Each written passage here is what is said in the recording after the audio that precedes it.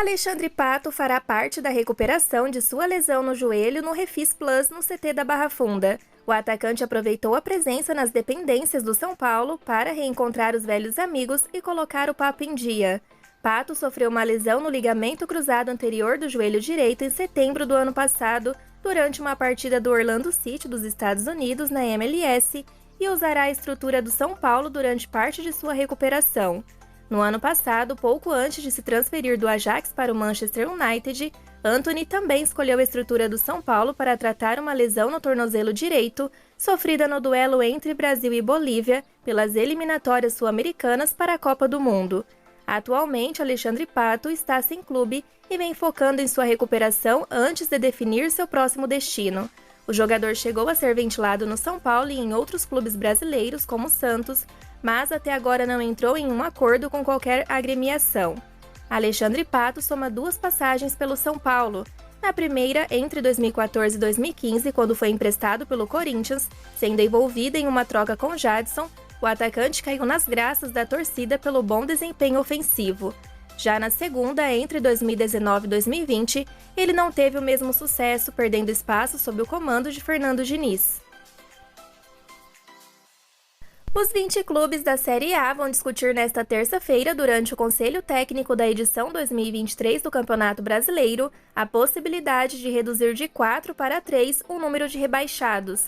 A ideia conta com a simpatia da maioria dos clubes, mas precisa ter o aval da CBF para ser incluída em regulamento. A informação foi publicada primeiro pelo UOL e confirmada pelo GE com fontes dos clubes e da própria CBF. Inicialmente, a ideia poderia gerar algum desconforto entre os clubes da Série B, que veriam reduzidas suas chances de acesso à primeira divisão.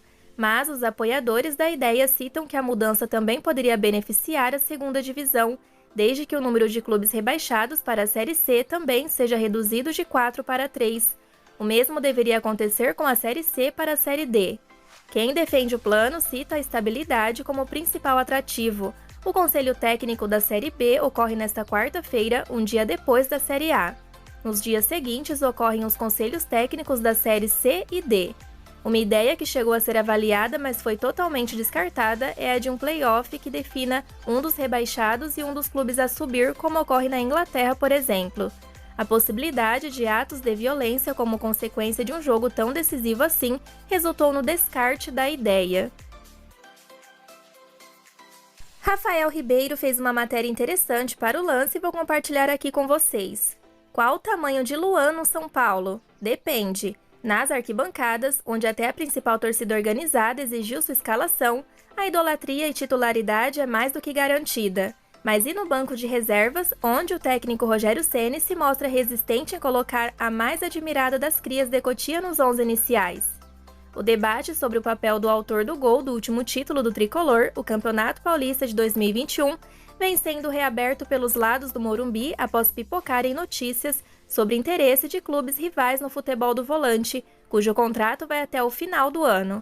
E pelo que consta hoje, não deverá ser renovado com facilidade, seja pelo assédio, seja pela preterição de Ceni. E a coisa promete crescer, tudo graças ao gol marcado pelo camisa 8 na vitória por 3-1 sobre o Santos domingo dia 12. Na reta final do jogo, em pleno Morumbi, Luan pegou a bola, avançou livre, sem marcação e finalizou de fora da área para marcar o terceiro tento e selar o placar. Na comemoração, gestos que misturaram emoção e talvez desabafo? Nunca saberemos de fato, mas não é difícil de associar com fatos que ocorrem com Luan desde que se recuperou de grave contusão na reta final da temporada passada e voltou à equipe. Mas houve desdobramentos. Em sua entrevista após o jogo, Rogério Ceni foi direto em sua avaliação e deu uma declaração que soou à parte da torcida como uma resposta ao jogador. Se houvesse qualquer resto de dúvida, Ceni tratou de jogar para o público um assunto que vem causando polêmica dentro do Morumbi, o contrato do volante, e justificou para a decisão da não titularidade de Luan como parte da política adotada de não utilizar jogadores cujo vínculo está em vias de se encerrar. Tudo certo até aí não fossem 2 situações. Primeiro, a medida era válida até então pelo informado para revelações da base, motivo pelo qual Thales Vander, mesmo artilheiro tricolor da Copa São Paulo de juniores, não foi promovido quando o clube necessitava de um centroavante reserva. Segundo, Igor Gomes, também longe da renovação contratual, foi escalado até o final por Ceni. O que a fala do comandante são paulino pode significar? Muita coisa nas entrelinhas. Inclusive, uma sinalização pública de que Luan de fato está longe de ter a renovação encaminhada no Morumbi. O lance revelou que o clube vem encontrando dificuldades para conversar sobre uma renovação com o volante. A reportagem, dirigentes contam que pelo menos 2 reuniões para tratar do assunto foram recusadas. Pelo lado do jogador, sinalizações de que não houveram conversas. Recentemente, Luan chamou a atenção dos São Paulinos ao apagar de suas redes sociais qualquer menção ao São Paulo e atiçou os rivais palmeirenses por passar a seguir atletas do rival alviverde. Foi o suficiente para se iniciar os boatos de que estaria negociando para pular o muro no CT da Barra Funda. Boato ou não, a aproximação entre Luan e Palmeiras foi o fator primordial para fazer com que dirigentes tricolores antecipassem as conversas pela renovação. A liberação de um volante era algo que já estava nos planos de Ceni. A avaliação, conforme o lance revelou em dezembro, era que havia muitas opções para o setor, já que a chegada de Mendes estava prevista. A primeira escolha do treinador para deixar o Morumbi foi Luan, mas o jogador pediu uma segunda chance e fez um trabalho intenso de treinamento em plena férias, o que cativou o treinador. Luan fez até o momento 5 jogos pelo tricolor, todos vindo do banco de reservas. São apenas 74 minutos ao todo em campo. E além do Palmeiras, outros clubes que estão interessados no jogador é o Grêmio e o Atlético Mineiro. As próximas informações do nosso vídeo de hoje serão rápidas para que vocês fiquem por dentro de tudo o que acontece com o São Paulo Futebol Clube e para que este vídeo não fique tão longo. Bom, o São Paulo enviou um ofício à Prefeitura, Governo do Estado e Secretaria de Transportes solicitando ampliação do horário de funcionamento do transporte público na quarta-feira, dia do jogo contra a Inter de Limeira no Morumbi pelo Campeonato Paulista. Como a partida começará às 21h35, o São Paulo decidiu pedir a ampliação do horário de funcionamento do transporte público para que seus torcedores possam voltar para casa após o jogo, que deve terminar após as 23h30. As estações de trem e metrô fecham meia-noite, por isso há risco de muitos torcedores não conseguirem voltar para suas casas após a partida, já que alguns dependem de conexões entre linhas.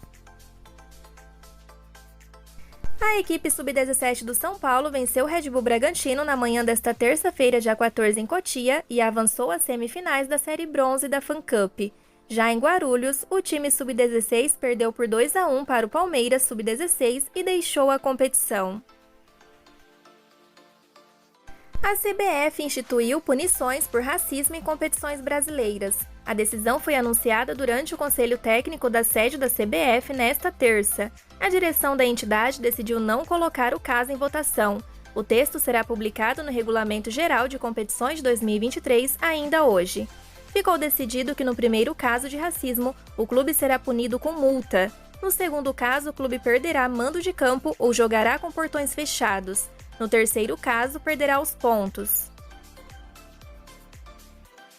Os clubes da Série A aprovaram nesta terça-feira o aumento de 5 para 7 jogadores estrangeiros a serem relacionados por partida. A votação ocorreu durante o Conselho Técnico do Brasileirão na sede da CBF no Rio de Janeiro.